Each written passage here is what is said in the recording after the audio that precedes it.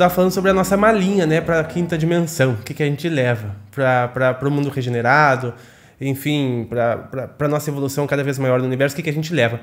E eu tava refletindo aqui sobre um texto que tu postou sobre as desilusões, né, porque ilusões são coisas que a gente tem que abandonar, né, ao longo do caminho. Então as desilusões, elas em última instância são positivas, são coisas boas.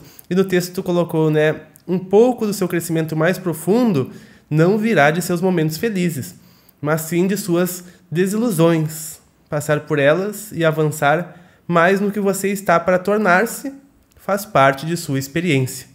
Né? Acolha e ame cada momento, eles amam você. É uma das mensagens que tu trouxe lá no teu Instagram, que aliás eu gosto muito de acompanhar, onde tu traz inúmeras mensagens, as energias do dia, né? Onde tu coloca também dia a dia a escala Schumann, né, de ressonância, da frequência de ressonância Schumann, que eu também peço para que tu explique um pouquinho mais para nós aqui, da forma como tu explica lá, que é bastante interessante, após a gente falar sobre esses assuntos dos comandos. Eu quero que tu traga e aborde mais ainda sobre esse assunto dos nossos comandos. Isso que você estava falando, desilusões, ou seja, a gente pode até diferente, né? A gente pode ir nas experiências, nas memórias, nas coisas que a gente fez, né?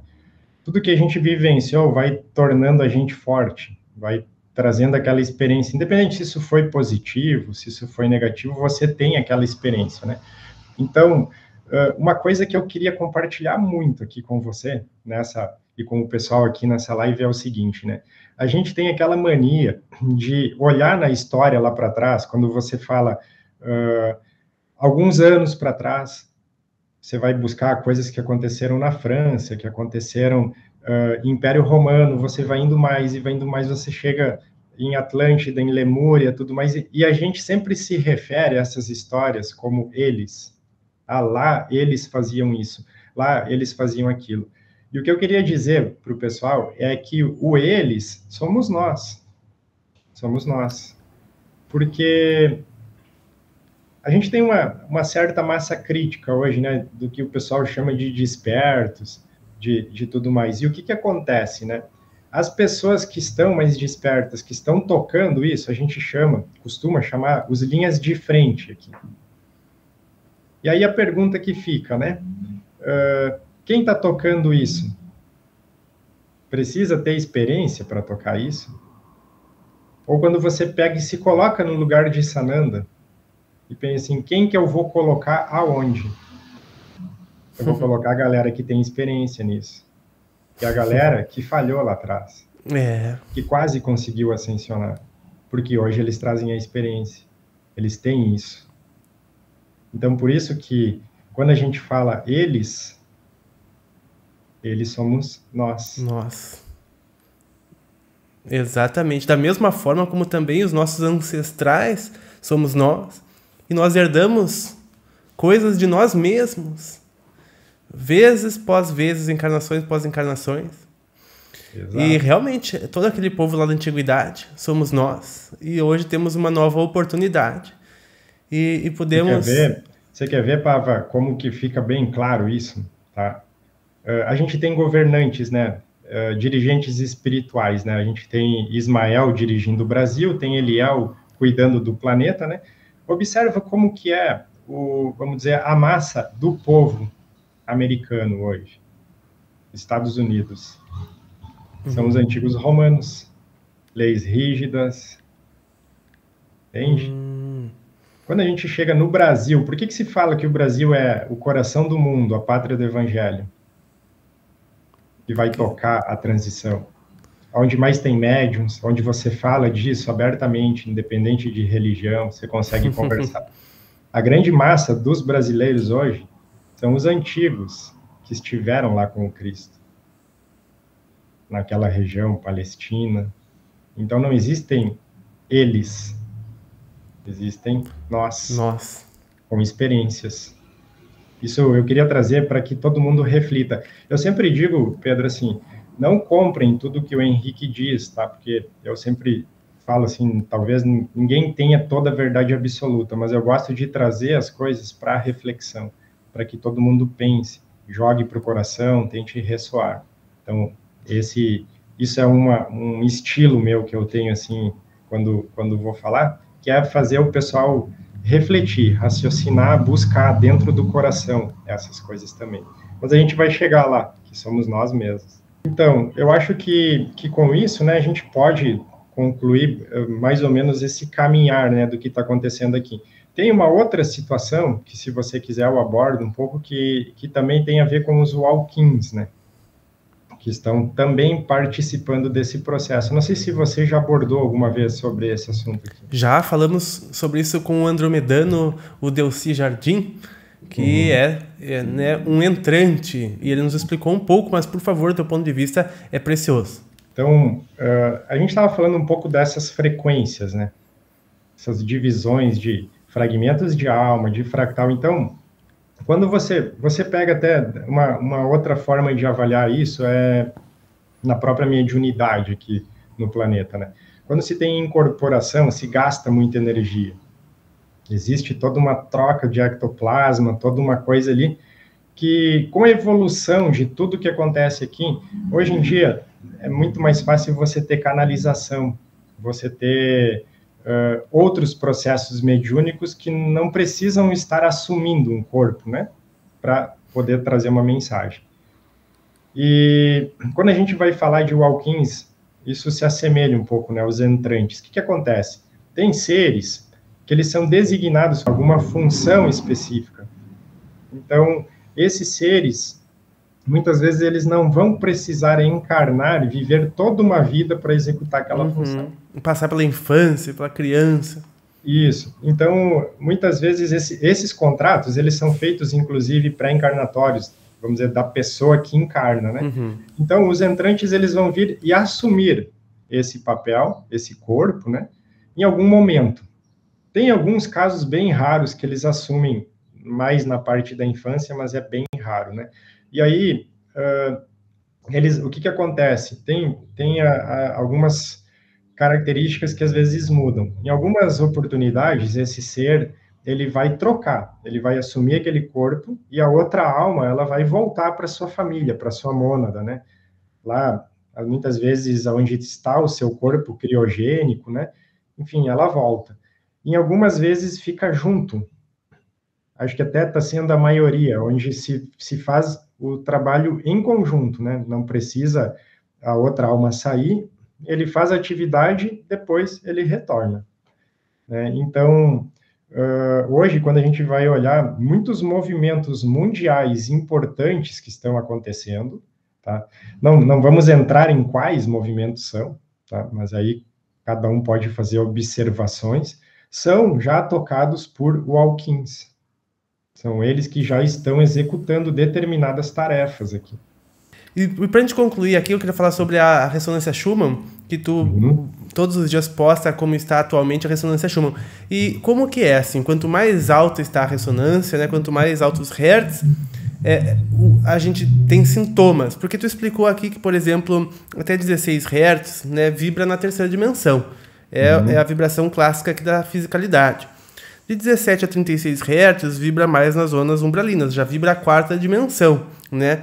E acima de 40 Hz, né, é 5D, né, uma consciência muito mais elevada essa vibração, e isso acaba fazendo com que a gente se sinta sintomas, né? Sinta sintomas. Eu brinco, bagunçado, né? A gente fica bagunçado. E isso está relacionado com as pessoas se sentirem dor de cabeça, se sentirem cansados, mal-estar, enjoo, passagem do tempo diferenciada? Tudo, né? Tudo. Eu vou explicar porque são duas coisas diferentes, tá? Que se complementam. Uma é ressonância Schumann e outra é flash solar. O que acontece? A gente está recebendo energia o tempo inteiro, né? Então, a gente tem flashes que vêm do nosso Sol central, Alcione. Alguns eles vão entrar, vão vir direcionados diretamente para o planeta, fazendo aquela viagem. Então, às vezes a gente tem até... eu gosto de acompanhar muito o Michael Love, né, do Michael e os Pleiadianos, que eles trazem quando tem esses flashes solares, né? Só que, muitas vezes, esse flash ele também bate no nosso Sol, e aonde o nosso Sol ele tem as explosões, né, a ejeção de massa coronal, que a gente chama, que também ela sai para tudo que é lado, né? E às vezes isso fica direcionado para o nosso planeta. Então a gente vai ter uma grande ejeção de massa coronal entrando na nossa magnetosfera. São energias que entram, né? Então, nem vou falar do outro planeta, aquele que anda se encostando ali também, mas a gente tem, então, o nosso planeta sofrendo toda uma carga energética na sua volta e eletromagnética. Então, a ressonância Schumann, ela consegue medir, Pedro, como se fosse a aura do próprio planeta. Então, quando você pega essa escala de Hertz, né, que o laboratório oficial fica lá na Rússia, que mede isso, ele está medindo a frequência que o planeta está emitindo. É a aura dele. E por que ele fica variando, né? Porque o planeta também está se acomodando. Ele não tem uma vibração ainda fixa. Então, você vê que tem dias que ele está em 3D, em 4D, em 5D, ele fica flutuando nessas vibrações. Então, assim, toda essa energia que chega no planeta, seja de flash solar, seja de ejeção de massa coronal e tudo mais, vai afetando todos os seres que são bioelétricos. O planeta é bioelétrico, a gente é também. Então, isso vai se acomodando, o planeta faz, e a gente sente, né? Porque você entende assim, que o planeta ele fica oscilando nessas vibrações, e nós também. Então, como é que a gente consegue fazer mais ou menos um parâmetro? Só para você entender, tá? Imagina que eu tenho uma vibração que ela não é fixa, né? A gente nunca pode pensar nisso estático, sempre dinâmico. Mas você imagina que eu fico flutuando na minha vibração e quando eu traço uma média, ela seja mais ou menos uns 12 Hz, certo? Então, quando o planeta está vibrando numa vibração da Schumann, né, da ressonância Schumann, similar àquela que eu estou, fica tudo tranquilo para mim. Porque eu estou vibrando muito parecido com o planeta. Aí você tem um pico, né? Vai lá 60, 70 Hz a Schumann. E a minha vibração está lá. Então eu vou ter todos esses sintomas, porque o meu corpo ele precisa trabalhar para se adequar naquela energia. Aí vem enjoo, cansaço, sono é muito comum, né? Tonturas, às vezes você perde a noção do espaço-tempo, uma série de coisas. Então nós estamos... a Federação Galáctica está segurando a frequência Schumann para que ela não suba tanto tão rapidamente, porque as pessoas não iam suportar, né? Essas sensações iam ficar cada vez mais agravadas e ia dificultar o processo da transição. Isso, só que uma coisa que todo mundo tem dúvida é no seguinte, né? Às vezes a ressonância está baixa. E aí o pessoal me enche a caixa lá de perguntas para saber se elas vibram muito baixo, porque elas estão se sentindo mal. E eu digo, não é isso. Todo mundo... Não existe uma coisa assim, alguém está mais adiantado, está indo, todo mundo está fazendo um caminhar, né? Claro que as frequências, elas variam um pouco. Mas o que acontece? Quando a ressonância está muito baixa, lá uns 7, 8 Hz, a gente não está tendo incidência externa de luz. Então, eu sempre brinco que ali nós mesmos precisamos ancorar daí. Então, imagina, você já está lá nos 25 Hz, né? E a ressonância está lá 5, 6, fica também diferente. Então, você precisa fazer todo um ancoramento energético para se sustentar, né? Sustentar a sua energia aqui. Então, por isso que a gente sente muitas coisas, né? E aí você vê, estão atualizando nós em hormônios, em DNA, ciclos que mudam, em mulheres, isso, aquilo. Então, uma bagunça, né? Mas que vai se acomodando, né? Eu até falei em outras oportunidades, Pedro, essa coisa de doenças autoimunes, né? Muita gente sente, então, esses efeitos, né? Então, alguma coisa está estranha. Aí vai procurar um médico, vai fazer algum exame, alguma coisa, e aí o médico acaba pedindo exames, né? E quando saem os resultados, muitas vezes não é conclusivo, ou muitas vezes não tem nada externo te atacando, né? Não tem patógenos. Isso o doutor Alonso me explicou. Não tem isso, não tem aquilo. O que acontece? Muitas vezes o seu corpo, vamos dizer, pegando aqui uma região, ela já está começando a vibrar numa outra energia, algum órgão, né? E o outro ainda não está. Então, muitas vezes vai ter um ataque interno por ter energias que ainda estão se adaptando. Como a nossa ciência que ainda não crava um diagnóstico disso, é um ataque autoimune, uma doença autoimune. Porém, o que o Dr. Alonso me explicou é que, em várias oportunidades, isso vai ser passageiro. Basta se equilibrar essas energias. Agora, tem que ficar uma coisa bem clara, né? Não dá para fazer aquela, não, eu fui diagnosticado com isso e o Henrique lá falou que é isso. Não, tem casos e tem casos, né? Tem pessoas que realmente vão ter isso, né? E aí você vê esse crescimento, né, em tolerância alimentar, em muitas outras coisas, né? Até ele já me explicou outras situações também. Se você quiser, depois eu te explico. Nossa, com certeza.